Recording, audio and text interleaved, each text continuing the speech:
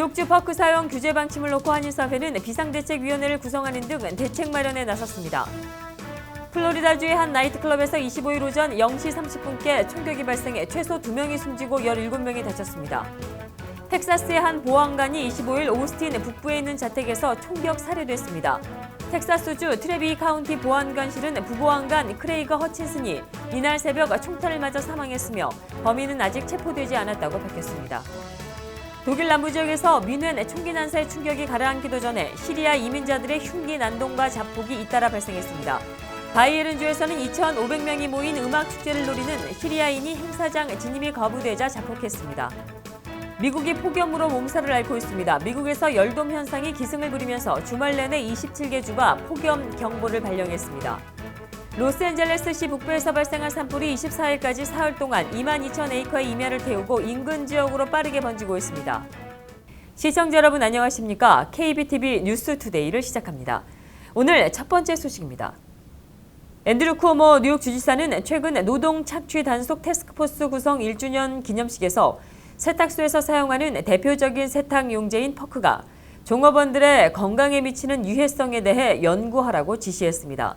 뉴욕주 퍼크 단속 규제 방침을 연방정부 단속보다 빨리 시작하겠다는 의지로 풀이됩니다. 이를 놓고 한인사회는 네일업에 이은 한인사회를 향한 표적 단속으로 인식하고 비상대책위원회를 구성하는 등 적극 대처해 나간다는 방침입니다. 김예은 기자가 보도합니다. 뉴욕주 퍼크 사용 규제에 대해 한인사회가 비상대책위원회를 꾸려 대책 마련에 나섭니다. 뉴욕 한인회와 롱킴 뉴욕주 하원 의원은 25일 기자회견을 갖고 퍼크 사용 규제로 대표되는 세탁업체 제재 조치에 대해 비대위 구성과 미주류 정치인 연대 등 조직적이고도 적극적으로 대처하겠다고 밝혔습니다. 특히 한인사회는 이번 주정부의 뉴욕주 퍼크 사용 규제 추진이 지난해 한인 네일업계를 향한 단속에 이어지는 두 번째 한인사회를 대상으로 한 커뮤니티 표적 단속으로 인식하고 이를 좌시할 수 없다는 입장입니다. 지금 제대로 된 목소리를 내지 못한다면 앞으로 요식업, 수산업 등 한인 소상인을 향한 연이은 줄단속을 피할 수 없다는 위기감이 팽배합니다. 페어하게 모든 커뮤니티에 적용이 되는 발행 액트인지 아니면 특정 마이너리티 우리 에이시안들을 특정 대상으로 이 태스크포스를 결성해서 우리들에게 불이익을 주는 것인지 거기에 대해서도 저희들이 대책 마련을 해야 될 것 같고 롱킴 뉴욕주 하원 의원 역시 이번 퍼크 사용으로 인해 뉴욕 한인 세탁 업계에 미칠 부정적인 영향을 우려하며 더 이상 주정부의 단속의 칼날이 한인 사회를 향하지 않도록 해야 한다고 강조했습니다. 우리가 이거는 하나의 패턴이 될 수 있는 그거를 우리가 지금 딱 잘 잡아줘야지만은 다른 뭐 야채 가게들인지 드라이클리닝인지 레스토랑들이 나쁘게 임팩트가 안 될 수 있다고 생각합니다. 앤드류 쿠오모 뉴욕 주지사는 최근 노동 착취 단속 태스크포스 구성 1주년 기념식에서 근로자들의 건강과 안전 향상을 위해 뉴욕주 환경보호국과 보건국에 퍼크가 종업원들의 건강에 미치는 유해성에 대한 연구를 지시했습니다. 이는 이에 따른 연구 결과를 토대로 뉴욕주 퍼크 사용 금지 법안을 추진해 나간다는 계획으로 이렇게 되면 당초 연방정부가 추진키로 한 2021년 퍼크 사용 규제 시점보다 뉴욕주의 규제 시점이 더 빨라지는 것입니다. KBTV 김예은입니다. 한인사회 소식은 사건, 사고 소식부터 먼저 전해드린 뒤 다시 이어가겠습니다. 플로리다주의 한 나이트클럽에서 25일 오전 0시 30분께 총격이 발생해 최소 2명이 숨지고 17명이 다쳤습니다. NBC, CBS 방송 등에 따르면 총격은 플로리다주 리 카운티 포트 마이어스 클럽 블루 나이트클럽 주차장에서 발생했습니다.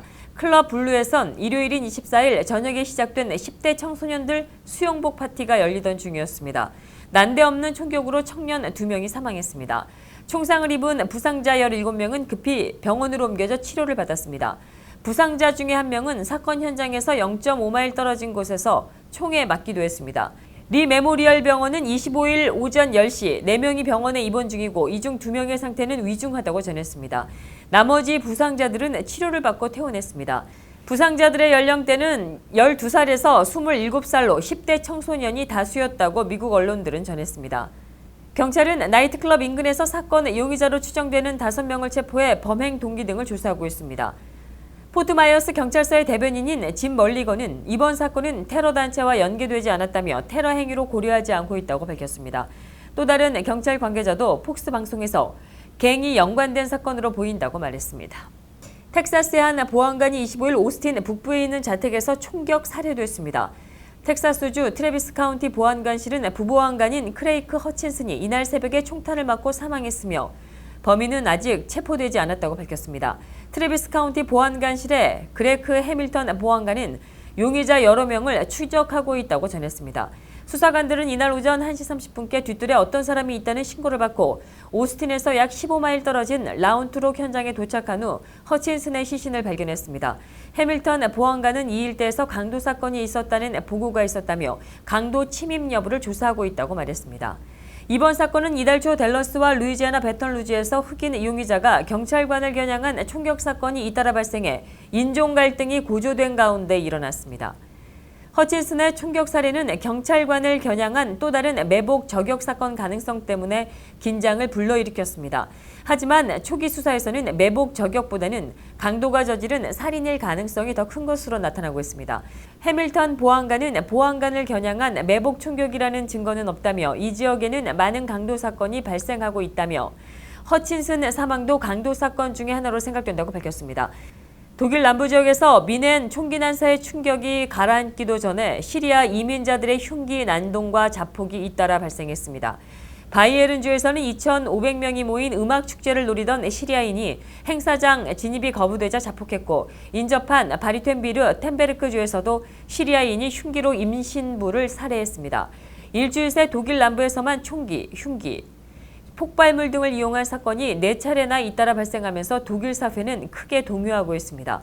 AP와 DPA 통신, 현지 언론 등에 따르면 바이에른주 안스바흐의 노천 음악 축제 현장 인근에서 난민 신청을 거부당한 시리아인이 자폭했습니다. 용의자는 24일 밤 10시께 음악 축제 안으로 들어가려다 입장을 거부당한 뒤 행사장 입구 근처 식당 쪽으로 가 폭발물을 터뜨렸습니다. 카르다 자이델 독일 안스바흐 시장은 25일 오후 기자회견을 갖고 전날 밤에 일어난 자폭 사건으로 부상한 이는 15명이고 그중 4명이 중상을 입었다고 밝혔습니다. 수사 결과 이번 사건은 범행에 앞서 이슬람 국가 리더 앞에 알라의 이름으로 독일에 대한 보복 공격을 맹세한 것으로 드러나 충격을 주고 있습니다. 미국이 폭염으로 몸살을 앓고 있습니다. 미국에서 열돔 현상이 기승을 부리면서 주말 내내 27개 주가 폭염 경보를 발령했습니다.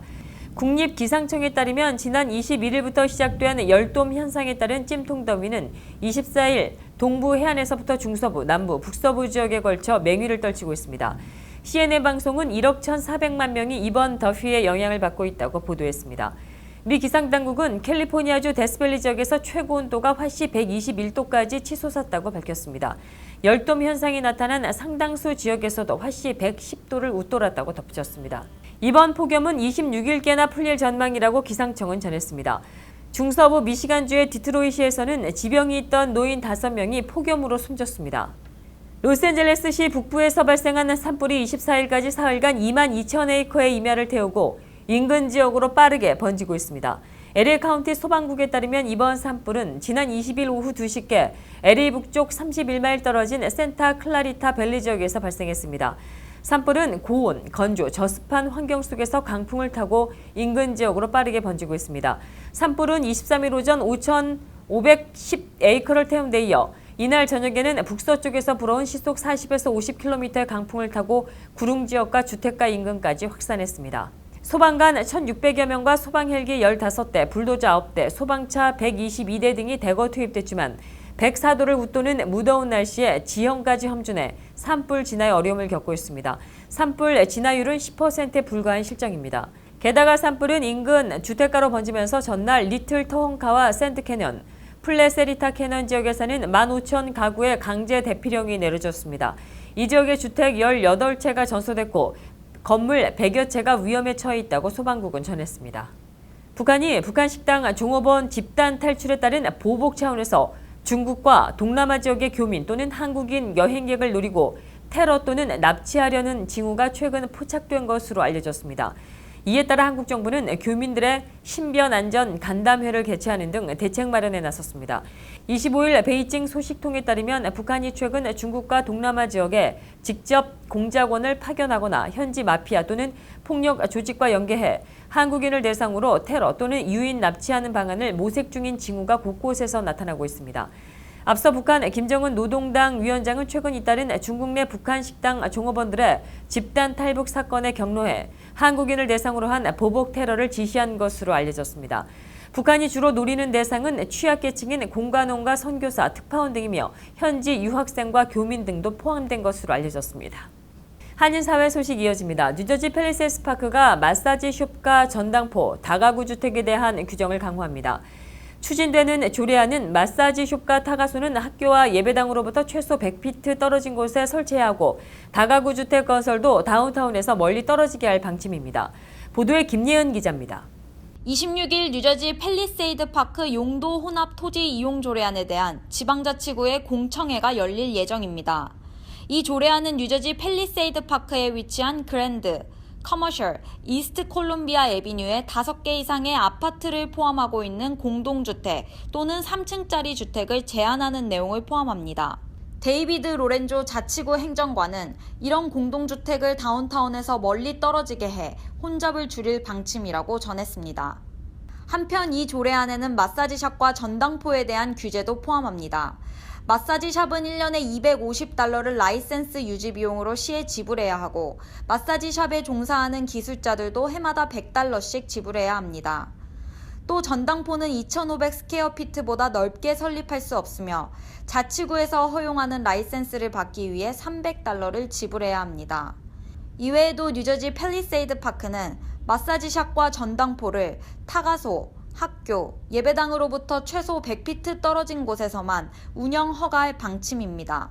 KBTV 김예은입니다.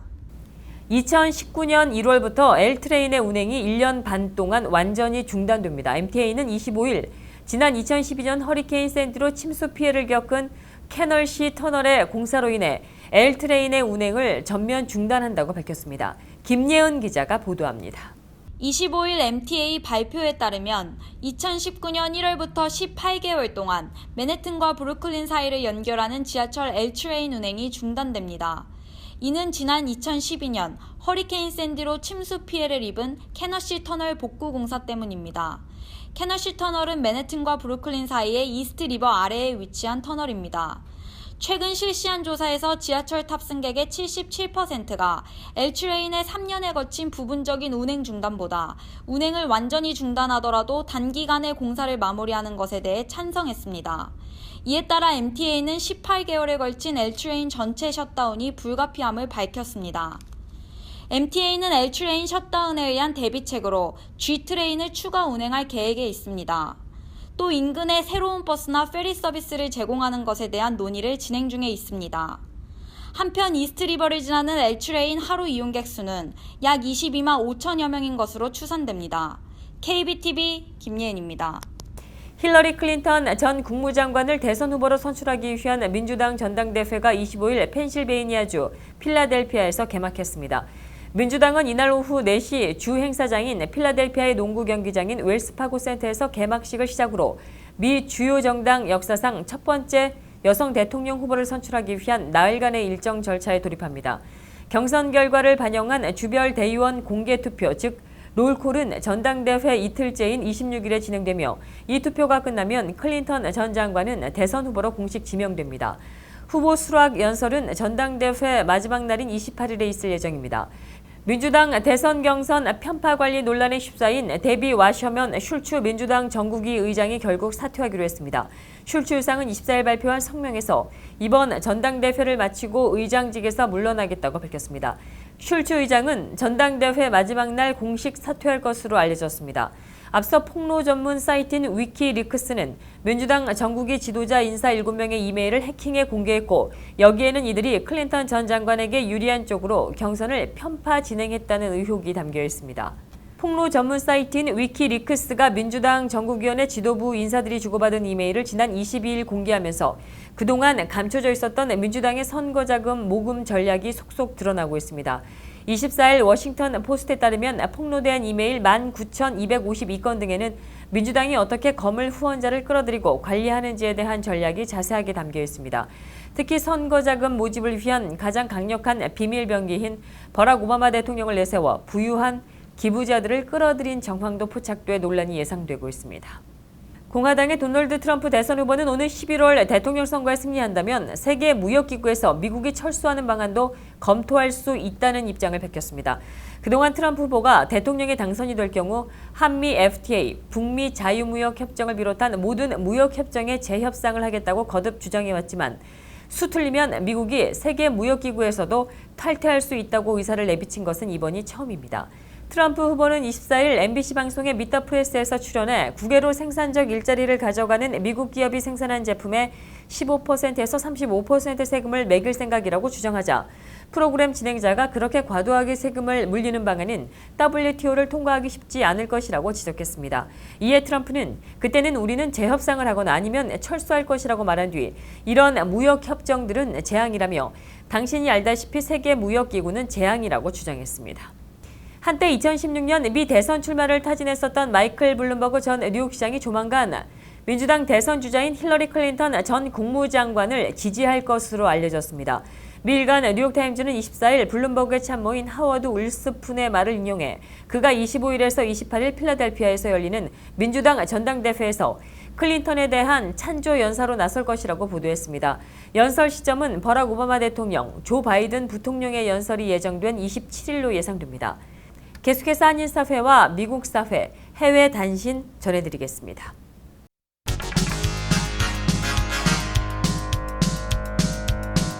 24일 뉴욕 한인 네일업주 모임 주최의 정승진 뉴욕주 상원의원 후보 후원의 밤 행사가 성황리에 개최됐습니다. 이날 후원의 밤 행사는 네일업주들이 자발적으로 준비한 모금 행사로 100여 명의 네일업주들이 참석해 현장에서 2만 $1,000를 모금했습니다. 워싱턴 포스트가 24일 공화당의 도널드 트럼프 대선 후보가 동맹을 위협함으로써 미국을 위험에 빠뜨리는 인물이라고 맹비난했습니다.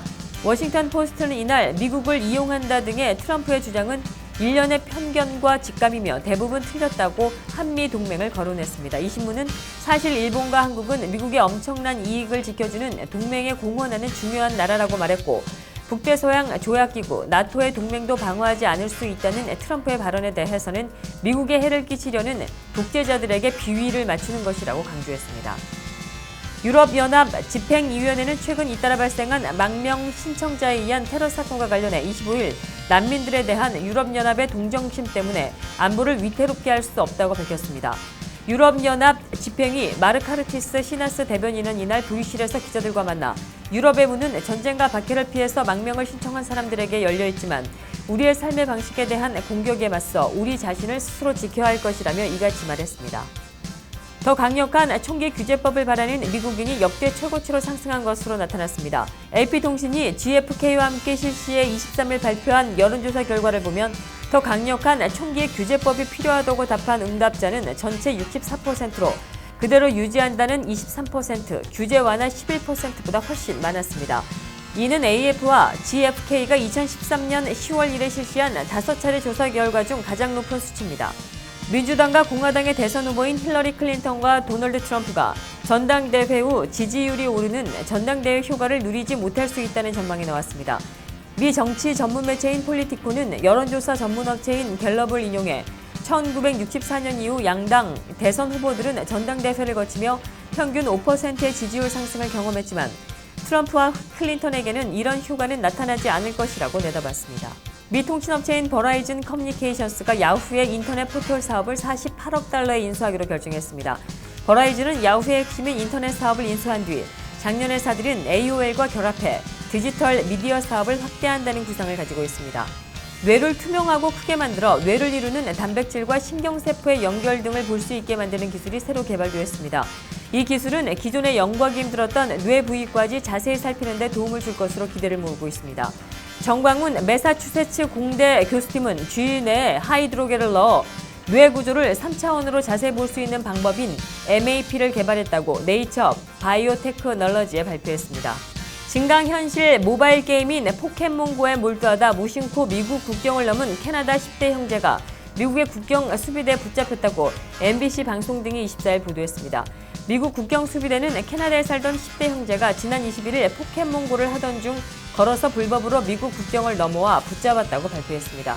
국경 수비대는 이들 형제를 국경에 인근 캐나다에 있던 어머니에게 인계했습니다. 계속해서 뉴욕과 뉴저지 지역의 날씨 전해드리겠습니다.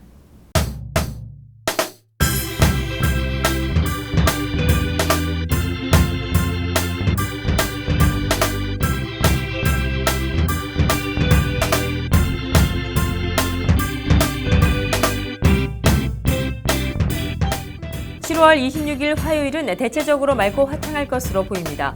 낮 최고 기온은 화씨 95도, 섭씨 35도, 밤 최저 기온은 화씨 73도, 섭씨 23도가 되겠습니다. 27일인 수요일 역시 대체적으로 맑고 화창한 날씨가 이어지겠습니다. 낮 최고 기온은 화씨 93도, 섭씨 34도, 밤 최저 기온은 화씨 75도, 섭씨 24도가 되겠습니다. 28일인 목요일은 화창하겠으나 늦은 밤부터 소나기 또는 천둥 번개가 치겠습니다. 낮 최고 기온은 화씨 93도, 섭씨 34도, 밤 최저 기온은 화씨 76도, 섭씨 24도가 되겠습니다. 29일인 금요일은 곳에 따라 천둥 번개가 칠 것으로 예측됩니다. 낮 최고 기온은 화씨 82도, 섭씨 28도, 밤 최저 기온은 화씨 76도, 섭씨 24도가 되겠습니다. 이상으로 KBTV 뉴스투데이를 모두 마치겠습니다. 시청해주신 여러분 고맙습니다.